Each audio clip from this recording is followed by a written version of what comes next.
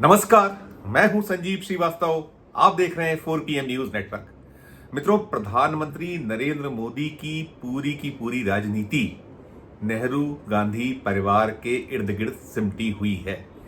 2014 के पहले जब उन्हें प्रधानमंत्री पद का उम्मीदवार भारतीय जनता पार्टी ने बनाया था, तो तब से लेकर और अब तक पहले जो दो टेन्योर उनके रहे 2014 से 2024 और चुनाव के दौरान जो 2014 के पहले का दौर था, जब उन्हें पीएम चेहरे के तौर पर भारतीय जनता पार्टी राष्ट्रीय स्वयंसेवक संघ ने प्रोजेक्ट किया था, तब भी वे सबसे ज्यादा यदि आग उगलते थे तो वो नेहरू गांधी परिवार की ऊपर। और इसके बाद हम देख रहे हैं सतत अब बदले हुए दौर में यदि सबसे ज्यादा कोई निशाने पर उनके हैं तो वो राहुल गांधी हैं, प्रियंका गांधी भी हो गई हैं।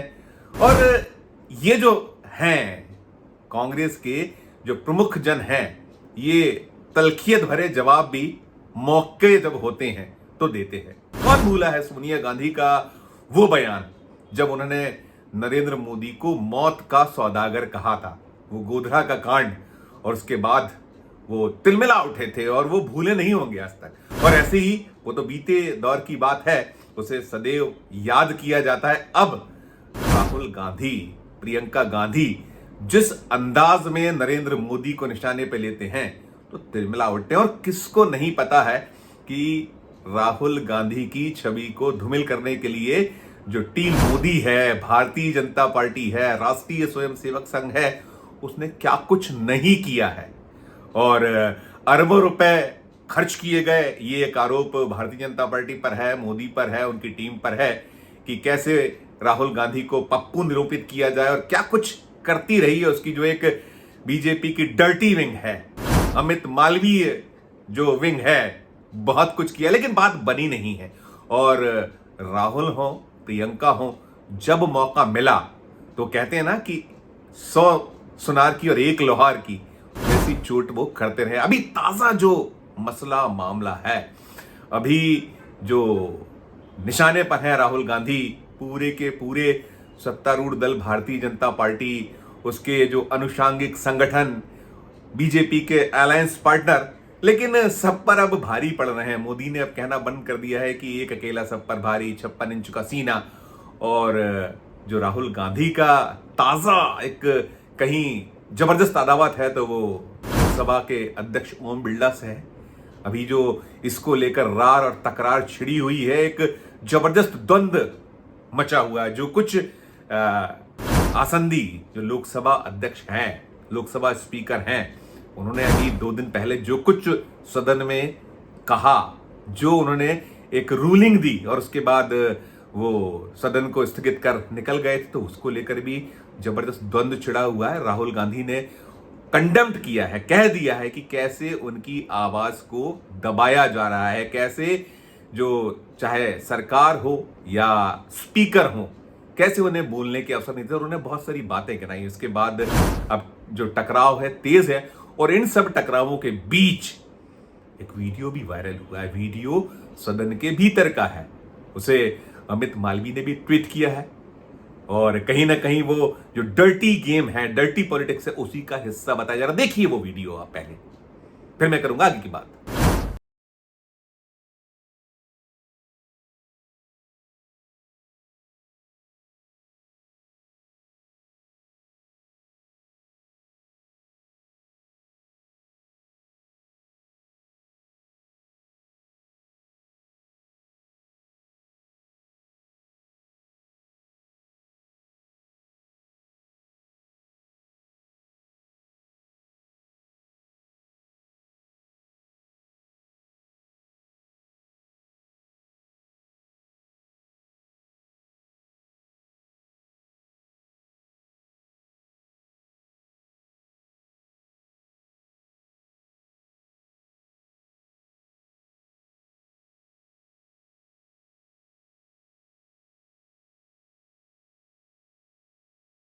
ये वीडियो है जिसे जो रूलिंग आई थी सदन में, जो रूलिंग दी गई थी, वो रूलिंग भी सुनिए आप ओम बिरला की।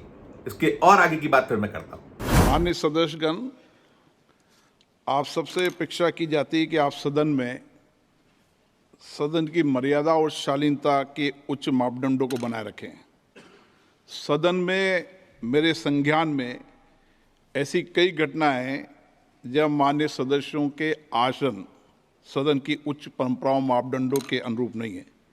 इस सदन में पिता पुत्री, माँ बेटी, पति पत्नी सदस्य रहें।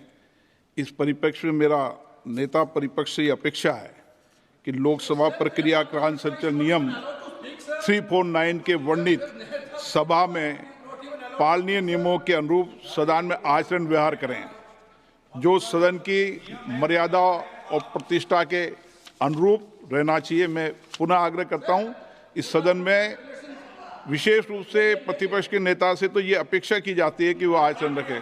सदन की कार्रवाई 2 बजे तक के लिए स्थगित की जाती है। अब आपने ये भी सुन लिया, ये सारी चीजें हो गई हैं। आपने वो राहुल गांधी और प्रियंका गांधी के बीच जो स्नेहशीलता रहती है, जिस तरीके से राहुल गांधी उन्हें स्नेह करते हैं, वो एक दृश्य, एक मंजर था। उसके बाद वो रूलिंग आई और कहीं ना कहीं उसे चरित्र हनन का हिस्सा बनाने का प्रयास जो भारतीय जनता पार्टी का डर्टी पॉलिटिक्स सेल है वो कर रहा है। अब इस पे जो पलटवार हुआ है, अब तक तो सोनिया गांधी बोल दिया करती थी जब अवसर आता था, हालांकि अब वो कम बोल रही है, लेकिन वो जैसे मैंने कहा मौत के सौदागर क्या क्या जो चुपता है नरेंद्र मोदी को। इसके अलावा राहुल गांधी, प्रियंका गांधी धो डालते हो, इस बार धोया है जमकर। प्रियंका गांधी के जो हस्बैंड हैं रॉबर्ट वाड्रा, उन्होंने वाट लगा दी है प्रधानमंत्री जी की, और कहीं ना कहीं जो ओम बिरला या जो भारतीय जनता पार्टी की ओर से जो कुछ एक चल रहा है उसके धागे खोल दिए, और उसकी आड़ में जो उन्होंने मोदी को निशाने पे लिया, गजब निशाने पे लिया। सुनिए पूरा का पूरा रॉबर्ट वाड्रा किस तरीके से हमलावर हुए हैं, पहली बार हमने उन्हें देखा है। सुनिए पूरी बात। ये जो सोच है, ये लोगों की सोच है कि जैसे ही राहुल लीडर ऑफ ऑपोजिशन है, ऑपोजिशन के लिए बोलते हैं, लोगों के जो देश की जनता है उनके हित में बोलते हैं, तो बीजेपी ज़रूर उनको रोकते हैं। और अभी हाल ही मैंने देखा कि राहुल जैसे संसद में आए, उन्होंने अपनी बहन प्रियंका को जिस तरीके से उन्होंने प्यार के तरीके से नमस्ते किया, या जो तरीका अपनाया वो खाली प्यार का तरीका था। यही तरीका हमें सिखाया गया है, हमारे बाप दादा के टाइम से हमें सिखाया गया है कि प्यार और स्नेह से सबसे मिलें और अच्छे रिश्ते रखें। हम रिश्ते रखते हैं, बीजेपी रिश्ते तोड़ते हैं। वो अपनी जो शादी है या जो मैरिज होता है उसी को वो महत्व नहीं देते हैं, तो वो क्या दूसरों को सिखाएंगे कि किस तरीके से अपने रिश्ते अपनाने चाहिए। पर मुझे लग रहा है कि ज़रूर बहुत सारे मुद्दे हैं देश के जिस पर बीजेपी ध्यान नहीं दे रही है। महंगाई का है, जो किसान हैं, जो राहुल ज़रूर इन मुद्दों की बात करते हैं, पर जैसे ही बात करेंगे तो कोई स्लोगन होगा बीजेपी की तरफ से, या जिस तरीके से भी उनको रोका जाए वो रोकने की कोशिश करते हैं। ज़रूर वो कुंभ की बात करेंगे और बस बीजेपी यही बोलेगी कि आप लोग कुंभ के मेले में क्यों नहीं गए।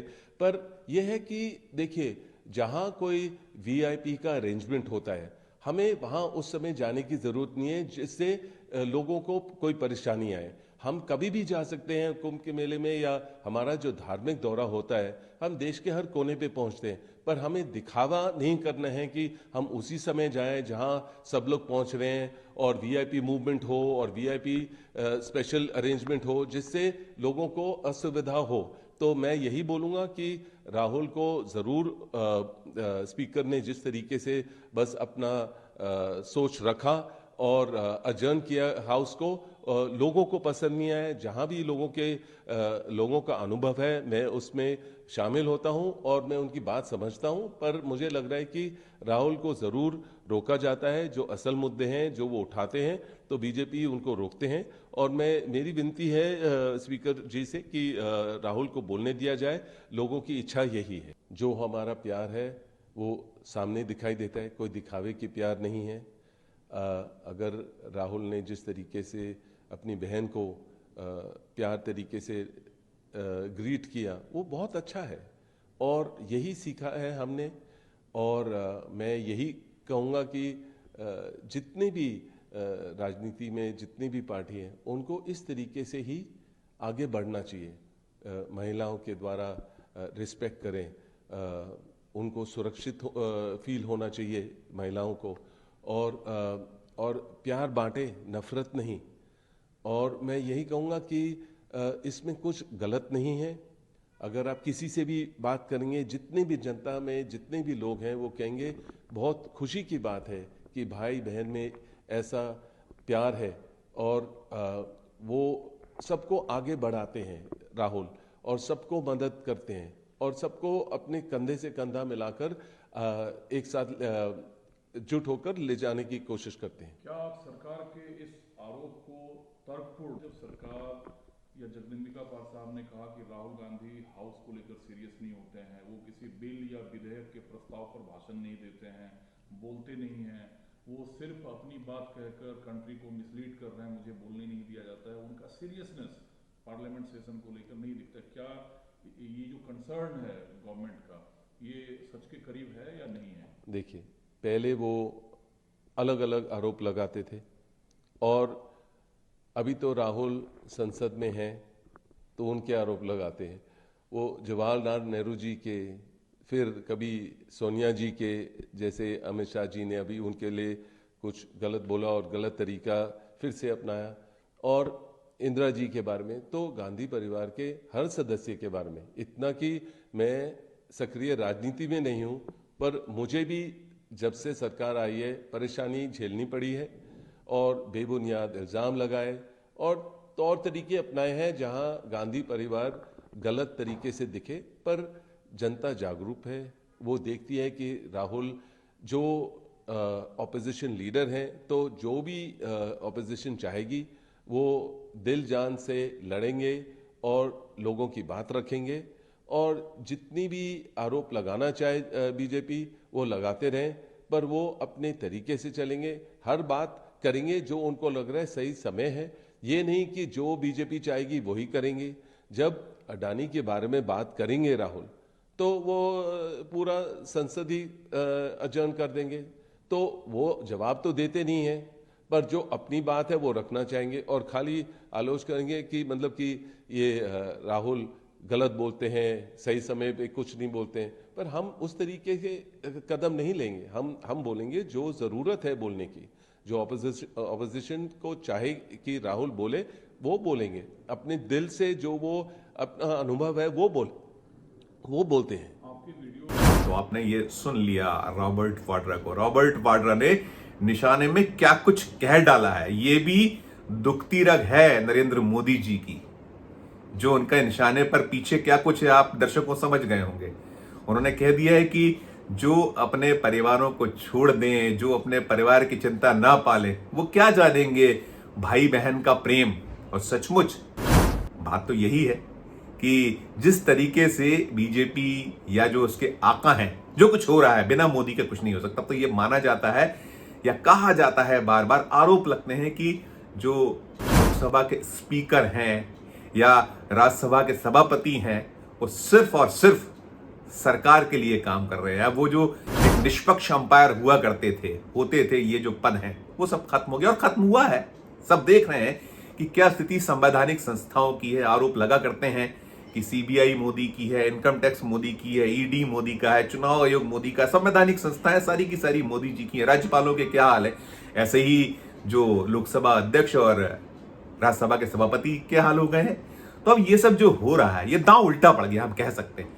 और जो रॉबर्ट वाड्रा ने जिस तरीके से धुलाई की है, उन्होंने संकेतों में जो मोदी का मर्म है, दर्द है, जिसे वो छुपाते आ रहे हैं, वो अपने जो चुनावी हलफनामे में उसमें भी छुपाया करते हैं। वो जो उनकी वो कि स्पाउस वाला जो कॉलम है खाली छोड़ दिया जाता है, उसको लेकर बहुत सारी बातें हैं, और क्या कुछ है वो देश जानता है, दर्शकगण जो वो हैं, आप लोग भी जानते हैं।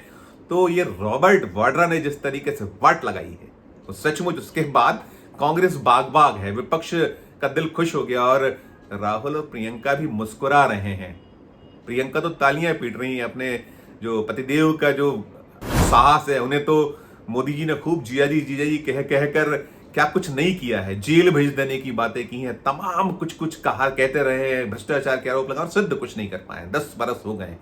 तो अब ये जो रॉबर्ट वाड्रा का रूप है, जो एक धुआंधार तरीके से वो पेश आए हैं, ऐसा वो कभी खुलकर आए नहीं मैदान में, पहली बार ऐसा उन्होंने सीधे मोदी पर हमला बोला है। और कहीं ना कहीं अब तिलमिला उठी है बीजेपी, अभी जवाब सूझ नहीं रहा है, कोई जवाब आया नहीं है इस पर। क्या कुछ टिप्पणी है हमारे इस वीडियो के कमेंट बॉक्स में जरूर जाकर आप कीजिएगा, क्योंकि ये जो बिलो द बेल्ट की बात बार बार होती है कि बीजेपी कहां से कहां चली जाती है और किस किस चीजों को कैसे भुनाने का प्रयास करती है, डर्टी पॉलिटिक्स करती है। टिप्पणी जो हो इस वीडियो के कमेंट बॉक्स में जाके आप जरूर कीजिएगा। खबर अच्छी लगे तो चैनल को लाइक कीजिएगा, सब्सक्राइब कीजिएगा, ज्वाइन का बटन दबाइएगा तो और हमारी हौसला अफजाई होगी। प्यार और इसने बनाए रखिए और देखते रहिए 4 PM न्यूज नेटवर्क। धन्यवाद, नमस्कार।